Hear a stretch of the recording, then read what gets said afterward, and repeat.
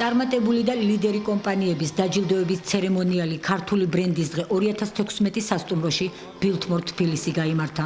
ეროვნული ბრენდების დაჯილდოება წელს უკვე მე-14-ით შედგა და მისი ორგანიზატორი ტრადიციულად საზოგადოებასთან ურთიერთობის სააგენტო პროფილი იყო.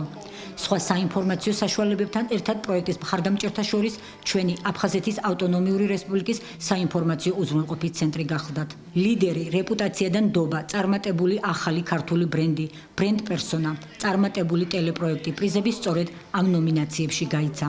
წლის წარმატებული ტელეპროექტის ნომინაციაში გამარჯვებულები ეკა ხოფერია-შოუ და საზოგადოებრივი მაუწყებლის გადაცემა ოჯახის ექიმი გახდნენ. წარმატებულ ინტერმედია პროექტად ამბებიჯი დასახელდა. ისტორიული ბრენდი საქართველოს რკინიგზა, ბრენდ პერსონა კი რობერტ სტურუა გახდა.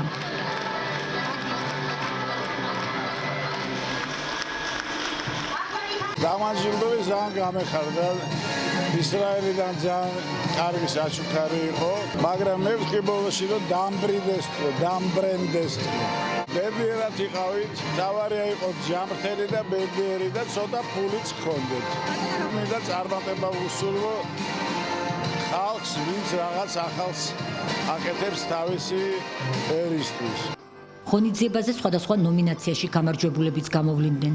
ცნობილი მოცეკვავე ომარ მხეიძე ქართულ კულტურაში შეტანილი წვლილისათვის დაჯილდოვდა.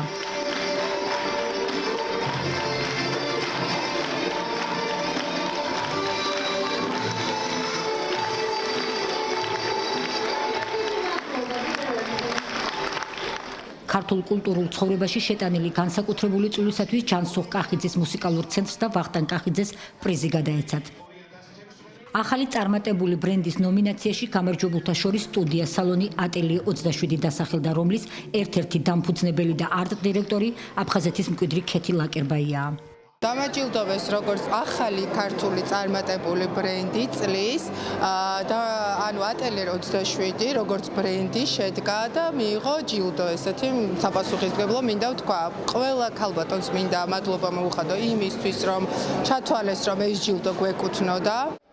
ქართული ბრენდის დღე 2016 დაჯილდოების ცერემონიალზე სასტუმრო ბილთმორ თბილისის ფოიეში ცნობილი კომპანიების პროდუქციათა შორის წარმოდგენილი იყო აფხაზეთის მკვიდრის კალიგრაფ ლეილა ბაღბაიას ნამუშევრებიც, რომლებიც არაერთ საერთაშორისო და საქველმოქმედო ღონისძიებებზეც იყო გამოფენილი.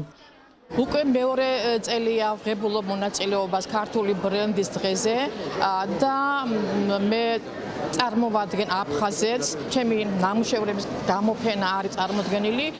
როგორც ორგანიზატორები აღნიშნავენ, პროექტი წარმოადგენს ქართულ ბრენდებს მათი განვითარების ყველა ეტაპზე და მისი მიზანია ქართული ბრენდების პოპულარიზაცია შიდა და გარე ბაზარზე. პროექტის არსებობის მანძილზე 500-ზე მეტი კომპანია დაჯილდოვდა.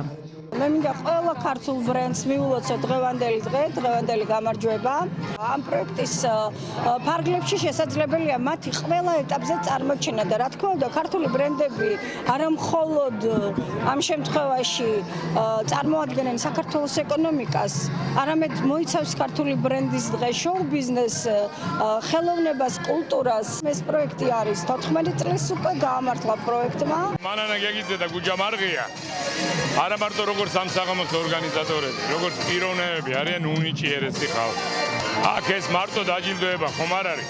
მოდის ხალხი, რომელსაც ყოველ დღე ესმის, რომ არც ერთი ქარხანა არ მუშაობს, არც ერთი საწარმოო არ არის, არც ერთი კომპანია არ არის. და ამ დროს აქ ვიგებთ, რომ 300 კომპანია მონაწილეობდა იმისათვის, რომ გამარჯვებისთვის მიეღწია.